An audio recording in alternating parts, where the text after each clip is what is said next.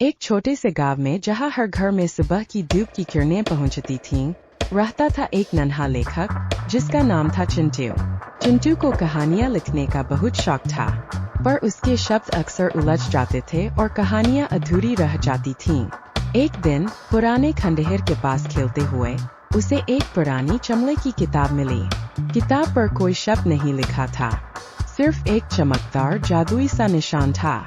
उस रात जब चिंटू किताब को अपने बिस्तर पर रखकर सोया, तो उसे एक अजीब सी आवाज सुनाई दी। किताब खो गई और उसके पन्नों पर शब्द खुद ब खुद लिखने लगे। अगली सुबह किताब में एक पूरी कहानी लिखी हुई थी, एक साहसी राजकुमार की जो एक ड्रैगन से लड़ता है और एक राजकुमारी को बचाता है। चिंटू हैरान रह गया। हर दिन किताब में एक नई कहानी लिखी होती थी, कभी समुद्री डाकुओं की, कभी परियों की, कभी जादूगरों की। चिंटू किताब की हर कहानी को ध्यान से पढ़ता, उनमें छिपे शब्दों और भावनाओं को समझने की कोशिश करता।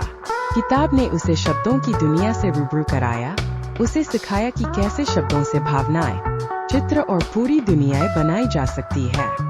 उसने किताब से सीखा कि कैसे एक साधारण वाक्य एक रोमांचक कहानी का आधार बन सकता है, कैसे एक छोटा सा शब्द एक पूरे पात्र का व्यक्तित्व बन सकता है। धीरे धीरे चिंटू खुद भी लिखने लगा। वह किताब की कहानियों से प्रेरणा लेता, अपनी कल्पना को उड़ान देता और अपनी खुद की कहानियां लिखता। उसकी कहानियां पहले से ज्यादा रोमांचक, ज्यादा भावुक और ज्यादा जीवंत हो गईं। वह अब शब्दों को उलझाता नहीं था, बल्कि उन्हें एक सुंदर धागे की तरह जोड़ता था। एक ऐसी कहानी गढ़ता था जो पाठकों को अपने में बांध लेती थी। वर्षों बाद चिंटू एक प्रसिद्ध लेखक बन गया। उसकी किताबें दुनिया भर में पढ़ी जाती थीं, लेकिन वह कभी भी उस जादुई किताब को नहीं भूला जिसने उसे शब्दों की दुनिया से परिचित कराया था, जिसने उसे सिखाया था कि कैसे शब्दों से सपने, आशाएं और पूरी दुनियाएं बनाई जा सकती है।